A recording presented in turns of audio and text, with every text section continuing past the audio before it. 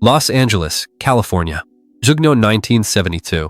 Un sabato pomeriggio in cui il sol estivo filtrava attraverso le finestre dell'arena di Long Beach con un'inclinazione particolare che faceva sembrare tutto leggermente più importante di quanto non fosse in realtà. I campionati internazionali di karate SI erano svolti per 5 anni. SI erano affermati come la vetrina principale per serie artisti marziali provenienti da tutto il mondo, attirando concorrenti da Giappone, Korea, Finlandia, Europa ed ovunque le persone avessero deciso che lo studio disciplinato della lotta valesse la pena dedicare la propria vita. L'arena poteva ospitare 3.000 persone in posti a sedere a gradoni che si alzavano dal pavimento della competizione in anelli concentrici di sedi, piegavoli e tribune. E in quel particolare sabato pomeriggio, ogni singolo posto era occupato. L'aria profumava di anticipazione collettiva mescolata all'umidità generata da 3.000 corpi, in uno spazio chiuso. In un caldo pomeriggio di gel, il pavimento della competizione era rivestito di quadrati rossi e blu che indicavano I confini. Anche I concorrenti seri sapevano che I confini erano saggiamente piuttosto che regol. Intorno al perimetro si erano I tavoli dei giudici, auto uomini in abiti scuri con clipboard, e l'espressione di persone chiamate a quantificare qualcosa che resiste alla quantification. Negli spalti, 3.000 persone attendevano con la pazienza specifica di chi ha pagato per vedere qualcosa. Il torneo era iniziato alle 9 di quella mattina. Erano ora le 14. Le eliminatori erano finite. Le semifinali erano finite. Le finali si avvicinavano. Nella sezione, posti riservati in prima fila, sedeva un uomo di piccola statura con una giacca nera e pantaloni neri, che era arrivato 30 minuti prima ed era stato riconosciuto immediatamente da tutti coloro che erano nel raggio visivo, causando un'ondata di sussurri che si diffondeva nell'arena come un'onda silenziosa. Bruce Lee era presente. Era stato invitato come ospite speciale, non come concorrente. Aveva già gareggiato a Long Beach e vinto. Poi decise che la competizione non era più ciò che lo interessava. Quella dimostrazione era più preziosa della vittoria.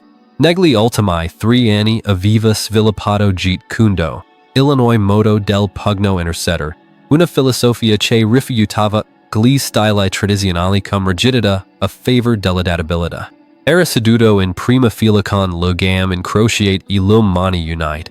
Illinois su viso mostrava l'espressione calma e neutra di qualcuno che prestava completa attenzione mentre pensava contemporaneamente a 17 altre cose. Accanto a lui c'era Dan Innocento, Illinois saw Olivo Sr., un artista marziale filipino-americano che aveva assorbito più in 2 anni con Bruce che, in 15 anni di allenamento in tutto il resto. Il direttore del torneo, Ed Parker, un giapponese-americano compatto che aveva organizzato I campionati di Long Beach fin dall'inizio, stava in piedi al bordo del campo di gara con un microfono. Lo alzo dall'arena si era quietata con la velocità di persone che stavano aspettando qualcosa e riconoscono il suono del suo arrivo.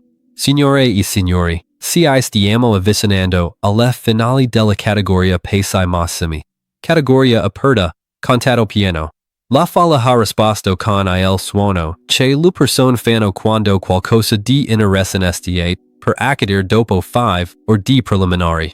I nostri finalisti sono Robert Chun de San Francisco che rappresenta il Tiger Crane Kung Fu e Dolph Lundgren de Stoccolma, Svezia, che rappresenta il Kyokushin Karate. Il nome Dolph Lundgren non significava nulla per la maggior parte del persone nell'arena. Era arrivato 2 giorni prima. Si era registrato per la categoria pesi massimi. Aveva combattuto ai turni preliminari con potenza e tecnica che impressionavano I giudici e disorientavano gli avversari, ed era arrivato in finale senza che nessuno nella comunità dell'arte marziali americane sapesse chi fosse o da venisse. 15 anni, alto 1, 95 m, 98 kilograms, Capelli Biondi, Occhi Azzurri, La Corporatura di Qualcuno che si allena seriamente prima di capire cosa significasse allenarsi. Ia viva. Vinto ogni incontro per knockout. Gli ufficiali del torneo avevano controllato il suo certificato di nascita 2 volte perché un quindicenne che sembrava e combattiva in quel modo sembrava un error clericale, ma il certificato era legittimo. La Federazione Svedese di Karate Garani per lui ed Parker, che aveva visto molti combattenti, e capiva che quelli eccezionali arrivavano in pacchetti inaspettati, gli permesse di competire. Dolph Lundgren entrò nel campo di gara dall'ingresso sud e la folla reagai con il suono, che lu fano quando vedono qualcosa che non è adatto alle loro categorie assistenti. Indossava un kimono bianco che sembrava leggermente troppo piccolo. Illinois che aveva senso perché I kimono erano prodotti per artisti marziali d'Italia media, e non si era nulla di medio nell'Italia di Dolph Lundgren, that il GI era legato con una cintura nera che significava il sorango nel Kyokushin. Lo stile di karate giapponese più duro, che enfatizza il combattimento a contatto pieno e la filosofia, che il modo miglior per imparare a prendere un colpo e ricevere molti colpi. Cammino verso il centro del tatami con il passo sicuro di qualcuno, che non ha mai perso e non ha alcun modo di immaginare cosa significhi perdere. Il suo viso mostrava l'espressione tipica del person molto giovane quando sono molto brave in qualcosa e non hanno ancora incontrato cio, che insegnerà loro l'umiltà. Il primo round non era un combattimento nel modo in cui la maggior parte del person nell'arena intendeva il combattimento. Era una dimostrazione di cosa succede quando qualcuno di molto grande, molto forte e molto ben addestrato decide di por fine a qualcosa immediatamente. Dolph avanzò con l'aggressività linear diretta del Kyokushin, lo stile che non crede nella difesa come separata dall'attacco, e che crede che la miglior difesa sia e colpire il tuo avversario più forte e più velocemente di quanto possano colpirti. La sua prima tecnica fu Miyagi, un calcio frontale, gamba dietro mirato alla zona centrale di Robertson, eseguito con tutto il peso di 215 dietro. Chin blocco o cerco di alzare gli avambracci per deviare la maggior parte della forza, ma la forza di un praticante di Kyokushin di 65 è sufficiente per far muovere qualcuno all'indietro di 3 passi. Dolph seguì con una combinazione.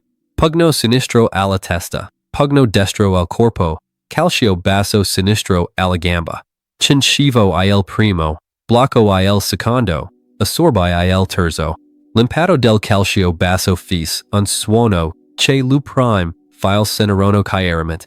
Il suono della tibia che colpis la coscia con una forza che avrebbe lasciato un livido duraturo du sedime. Il round continuò per 3 minuti in questo modo. Dolph attaccava con l'efficienza meccanica di qualcuno che eseguì un piano. Shin difendiva con creatività disparata cercando di sopravvivere finché il piano non essere energia. Non sia sorry.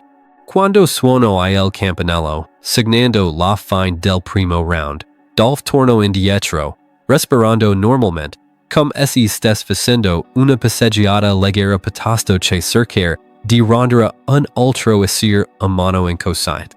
Chin tornò indietro zappicando. I giudici presero apponi.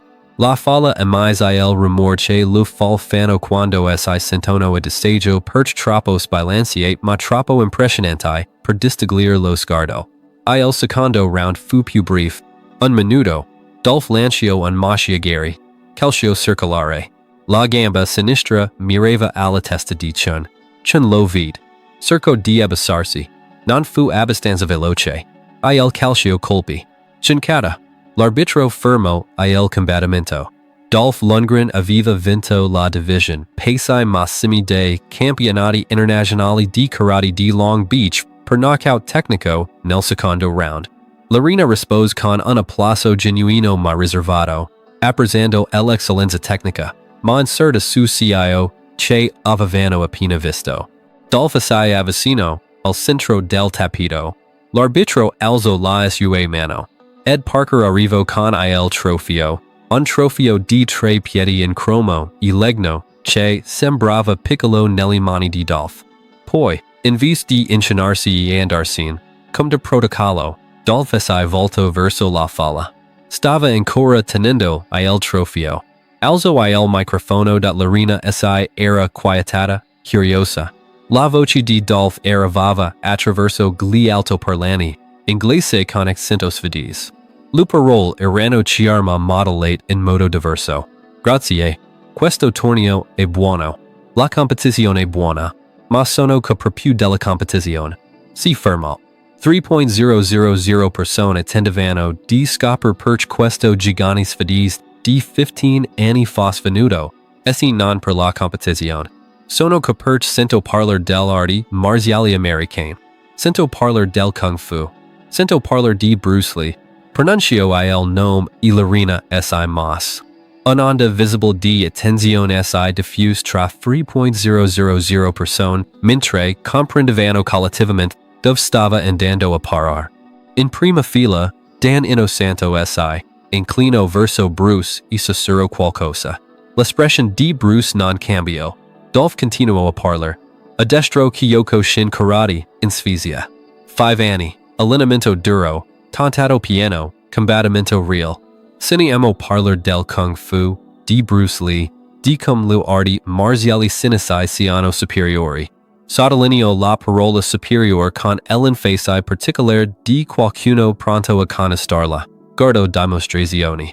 Guardo film molto velocemente, molto impressionanti. Ma la dimostrazione non è combattimento. I film non sono reali.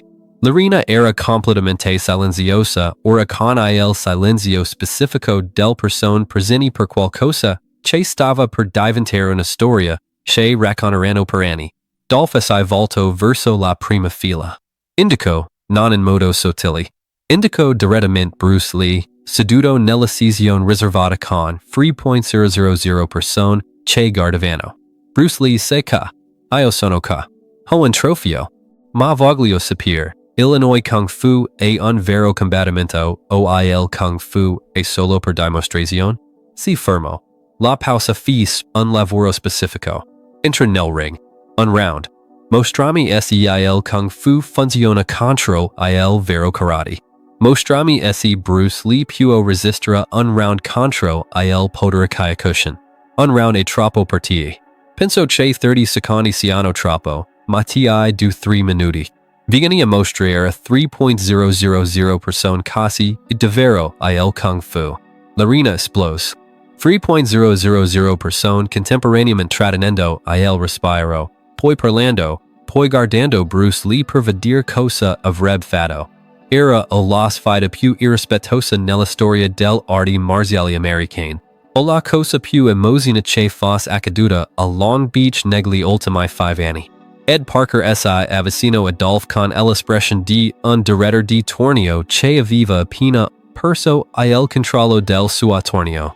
I giudici si alzarono dai loro tavoli. Gli ufficiali si concentrarono sul pavimento della competizione.